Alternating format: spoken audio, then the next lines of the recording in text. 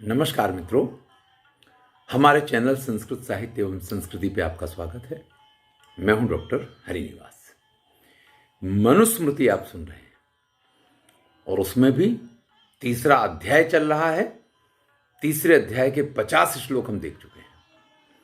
इसमें विवाह कैसे होना चाहिए, विवाह के बाद संतान प्राप्ति के लिए क्या क्या किस किस प्रकार की प्रक्रिया है, उसको हमने देखा।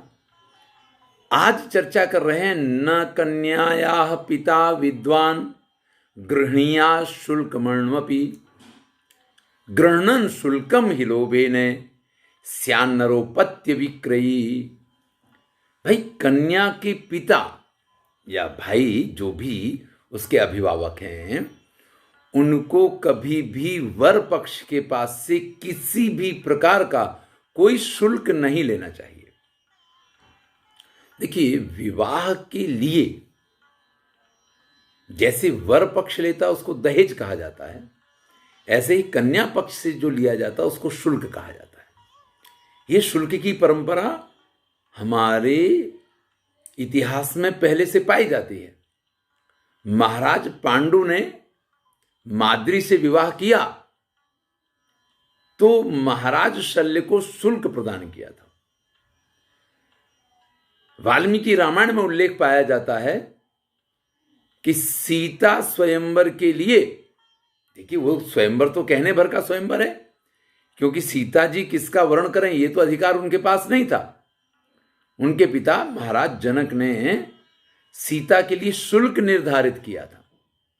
क्या शुल्क था? जो शिव के धनुष पे प्रत्यंचा चढ़ाएगा उसके साथ सीता का विवाह होगा। तो कोई भी शर्त जो रखी जाती थी कि इस शर्त को पूर्ण करने वाला जो वीर योद्धा होगा उसको वो कन्या वरमाला पहनाएगी, वो शुल्क कहा जाता था। अब जब आप किसी वर के शक्ति परीक्षण के लिए कोई शुल्क रखते हैं ना, तो वो तो शुल्क एक चीज है। लेकिन अगर आप ये कहते हैं कि अगर आपको हमारी कन्या से विवाह करना है तो 10 लाख देने पड़ेंगे, 2 लाख देने पड़ेंगे, 1 लाख देना पड़ेगा, तो ये शुल्क नहीं है। इस प्रकार का शुल्क लोभेन, जब व्यक्ति लोभ के कारण लेता है तो अपत्य विक्रयी स्यात्, तो वो अपनी संतान को बेचने वाला होता है। भैया, आप दुनिया में बहुत कुछ है बेचने के लिए। लोग बाग ताजमहल बेच देते हैं, तो मैं ये नहीं कह रहा हूं, होशियार लोग तो कुछ भी बेच सकते हैं, लेकिन कम से कम अपने संतान को नहीं बेचा जा सकता है। अगर ये पाप कोई करता है तो ये करणीय नहीं है। इसलिए कहा है कि इसमें बहुत बड़ा दोष है, इसमें संतान के विक्रय का पाप लगता है। आगे कह रहे हैं कि स्त्री धनानि तु ये मोहात उपजीवंती बांधवा। कन्या के धन का उसके पिता, उसके बंधु बांधव अगर मोहवश उपयोग करते हैं, नारी यानानि वस्त्रम चा, उसकी गाड़ियां, उसका घर, उसके वस्त्र, ते पापा यान्ति अधोगतम्, ऐसे पापियों को अधोगति प्राप्त होती है। हमारे यहां धर्म ग्रंथों में हमेशा कन्या को दान ही दिया जाता है। कन्या के पास से कुछ भी स्वीकार करना उसका निषेध है। भाई, प्राचीन काल के लोगों को तो इस स्थिति में देखा कि अगर वो अपने कन्या के गांव में भी जाते थे तो उस गांव का भी पानी नहीं पीना उनको। पहले तो क्या होता था कि घर में ही कुआं वगैरह होते थे। आज भी हमारा जो पैतृक गांव अछलदा है, अभी तो औरैया डिस्ट्रिक्ट है, पहले इटावा डिस्ट्रिक्ट लगा करता था, तो वहां अछलदा में आज भी हमारे घर के अंदर कुआं है। तो अगर हमारे नाना वगैरह आते थे तो उस कुआं का भी पानी नहीं पिएंगे, दूसरे गांव के किसी दूसरे कुएं से अगर मैं पानी लेके आता हूं तो वो उनके लिए स्वीकार्य है, नहीं तो खुद जाएंगे, अपने सत्तू वगैरह लेके आते थे। अरे उस सत्तू को मारने के लिए थाली भी कन्या के घर की नहीं लेंगे, पुत्री के घर की नहीं लेंगे, अपने अंगोछे में सत्तू मार के खा लेंगे, लेकिन पुत्री के घर का अन्न, वस्त्र, बर्तन, यहां तक कि जल भी स्वीकार नहीं किया करते थे। समय बदला है, स्थितियां बदली हैं। धीरे धीरे लोगों ने कहना शुरू किया कि भाई कन्या का विवाह कर दिया है, अब अगर हम कन्या के घर जाके खा रहे हैं तो कन्या को हम कुछ जितना ही का हमने खाया उतना दान दहेज दे दें। भाई हमने खा लिया तो 100 रुपए हम थाली में रख दें, तो वो हमने, भाई परिस्थितियां जो भी करवाएं या व्यक्ति अपने हिसाब से जो भी निर्णय कर ले वो एक बात है, लेकिन शास्त्र इस चीज का निषेध करते हैं। कहते हैं किसी भी स्थिति में, किसी भी परिस्थिति में जो कन्या है उसके वस्त्र, उसकी गाड़ियां, उसकी जो भी उसकी धन संपत्ति है, कई बार तो क्या होता है, ये तो आप ही ने दिया है, इसको तो आप इस्तेमाल कर सकते। अरे भाई हमने दे दिया, फिर हमारा नहीं रहा, फिर मैं उसका उपयोग नहीं कर सकता हूं। यह समझना बड़ा जरूरी है।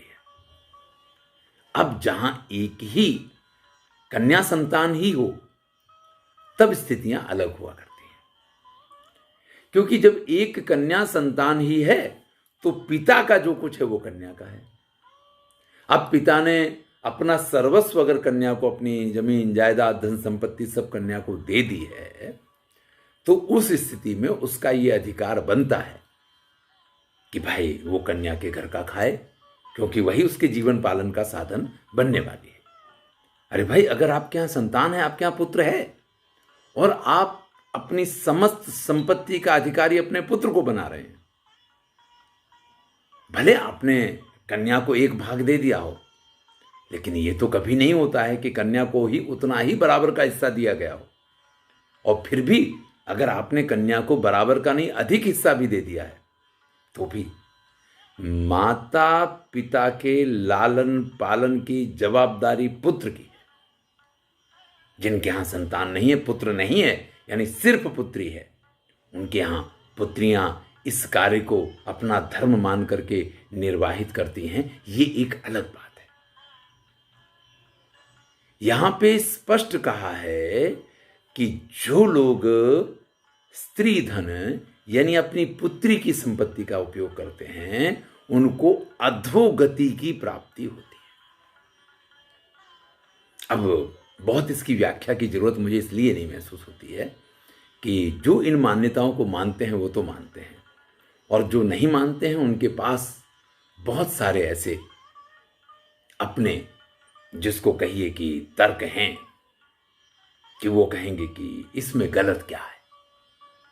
तो शास्त्र जो कहते हैं वही सत्य होता है। बाकी अगर शास्त्र ने निषेध किया है तो वो गलत है, यानी गलत है। मैं आपको छोटी सी बात बताता हूं। होता क्या है कि पुत्र जिस प्रकार से अपने पिता से मना कर देता है, पुत्रियां कभी भी इस प्रकार से अपने पिता से मना नहीं करती हैं। और ऐसी स्थिति में जो अपनी पुत्री के घर की धन संपत्ति प्रयोग करना शुरू कर देते हैं ना, पुत्रियां मना नहीं कर पाती हैं, ऊपर से अधिक वो इस संकोच में बनी रहती हैं, अधिक इस चीज का ख्याल करती रहती हैं, और परिणामतः वो पुत्रियां अपने ससुराल पक्ष से बहुत सी ऐसी बातें उनको सुननी पड़ती हैं। तो आप अपने सुख के लिए अपने पुत्री के घर को दुखी बना रहे हैं, ये एक कारण है। इसके अतिरिक्त कोई ऐसा कारण नहीं समझ में आता है कि जिस वजह से पुत्री के धन का प्रयोग नहीं करना चाहिए।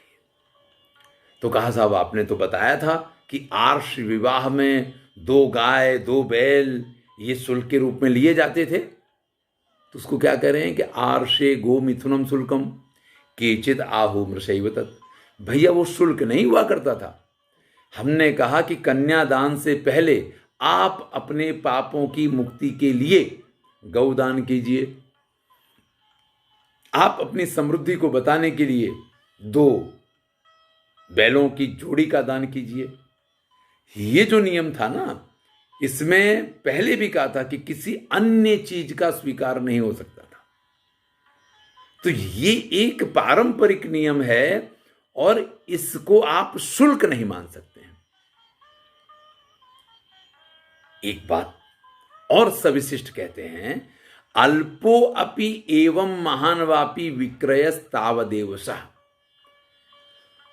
अब आप कहें कि हमने थोड़े लाख रुपए लिए, हमने तो खर्चे के लिए 10,000 रुपए ले लिए क्योंकि मुझे पुत्री का विवाह करना था, मेरे पास खर्चा करने के लिए नहीं था। आपने कहा कि हमारी शोभा बनी रहे, तो हमने आपसे कह दिया कि दे दो हमें थोड़ा रुपया, तो हम आपकी शोभा के लिए सब तैयारियां कर देंगे। तो भैया आप ज्यादा लें या 2 रुपया लें, आपने जहां धन लिया वहां आपने अपनी कन्या का विक्रय किया है, ये आप याद रखिएगा। हां, कुछ पिता इस प्रकार से अपनी संतान के सुख के लिए लालायित होते हैं कि वो कई बार वर पक्ष से ये कहते हैं कि हम अपनी पुत्री का विवाह तभी करेंगे जब आप हमें 10 लाख रुपए दें। लेकिन वो क्या करते हैं कि वो 10 लाख रुपया कन्या के खाते में ही जमा कर दें, तो उसको शुल्क नहीं माना गया है। यानी अगर कन्या के सुख के इरादे से कोई संपत्ति वर पक्ष के पास से ले ली गई है, तो वो संपत्ति अगर कन्या को ही वापस दे दी जाए तो फिर उसको शुल्क नहीं माना गया है। यासाम ना ददते शुल्कम ज्ञातयो न स विक्रया अर्हणम तु कुमारीणाम आनृशंस्यम च केवल।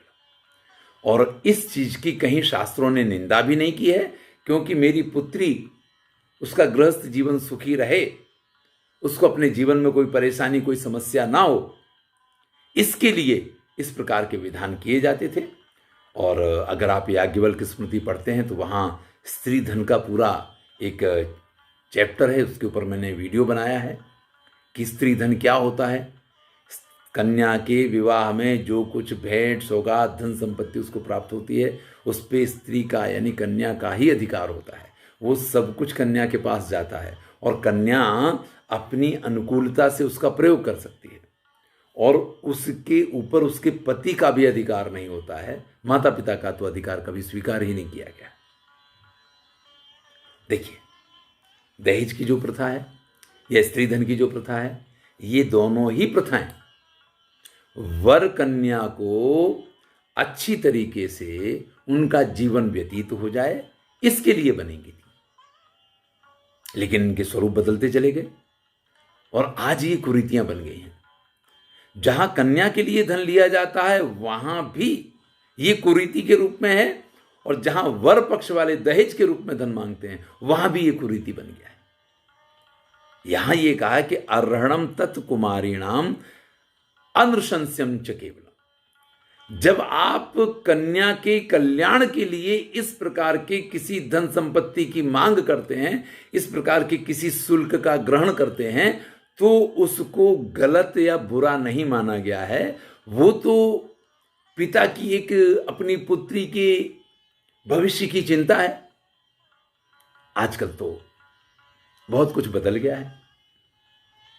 पहले इस प्रकार से पुत्रियों की शिक्षा दीक्षा पे इतना ध्यान नहीं दिया जाता था। आज तो कन्याओं को पढ़ाया जाता है, लिखाया जाता है, उनको इस योग्य बनाया जाता है कि वो अपने पैर पे खड़ी हो जाएं। और अगर वो अपने पैर पे खड़ी हैं तो फिर पिता को इस प्रकार की कोई चिंता नहीं रहती है कि उसका भविष्य कभी दुखी होगा, कभी परेशानी में पड़ जाएगा, तो ये स्त्री धन उसके लिए काम लगेगा।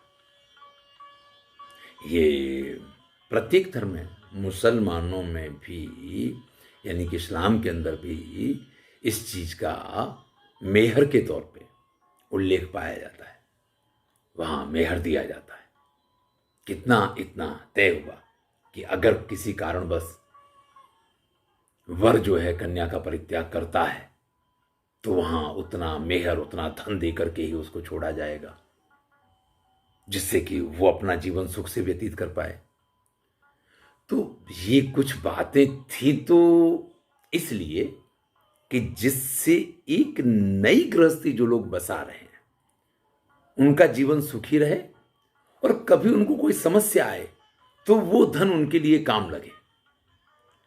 लेकिन आजकल तो ये होता है कि सब घर हमने बनवा लिया है, अब इस घर में आपकी पुत्री आएगी, वो सोएगी तो उसके लिए बेड आप दे दो। आपकी पुत्री आएगी तो मेहमान के तौर पे कभी आप भी आएंगे तो बैठने के लिए सोफा चाहिए तो सोफा भी आप दे दो। अब आपकी पुत्री है, उसको कभी मायके आना होगा तो कैसे आएगी? वो अपने पति के साथ तो आएगी, लेकिन उसको आने के लिए वाहन तो चाहिए, तो आप एक गाड़ी भी दे दो। और फिर तो ये लिस्ट तो कहीं ख़त्म नहीं होती है। आपकी पुत्री को कपड़े न धोने पड़े इसके लिए वॉशिंग मशीन दे दो। आपकी पुत्री शांति से ठंडा पानी पी पाए इसके लिए आप फ्रिज दे दो। यानी सब पिता ही करके दे दे, इस रूप में दहेज की मांग की जाती है।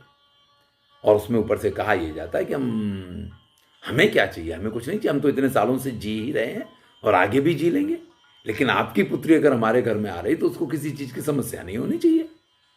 वो जिस प्रकार से आपके घर में रहती है, अब वो भी अगर कह दें कि भैया हमारी पुत्री भी अपने घर में बड़ी शांति से रहती है, घड़े का पानी पी के उसका चल जाता, उसको फ्रिज का पानी जरूरी नहीं है। वो नीचे चटाई पे सो जाती है, उसके लिए बेड जरूरी नहीं है। वो अभी भी रिक्शे से चली आती है, उसके लिए गाड़ी की जरूरत नहीं है। तो फिर इस चीज का स्वीकार नहीं किया जाएगा। ये जो कुरीतियां हैं, ये जो समाज में खड़े हुए रीति रिवाज हैं, इनका हमारे शास्त्रों में कहीं भी स्वीकार्य नहीं है। हर जगह पे इन सब का निषेध है। ये समाज ने अपनी तरफ से खड़ी की हुई कुछ ऐसी विडंबनाएं हैं जो हमारी संस्कृति को कलंकित बनाती हैं। वास्तविकता तो सिर्फ यही है कि जब विवाह होता है तो वर कन्या दोनों सुखी रहें, इसके लिए चाहे आप दहेज लें और चाहे आप स्त्री शुल्क लें, वो स्वीकार है।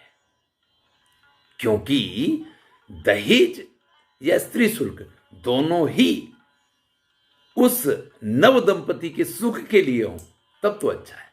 लेकिन वही चीजें अगर उसके दुख का कारण बन जाए तो भैया आप ऐसा किस लिए कर रहे हैं, ये तो आप ही समझ सकते हैं।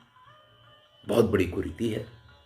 समाज में इसका बहिष्कार होना चाहिए, लेकिन न कन्या वाले करते हैं न वर वाले करते हैं।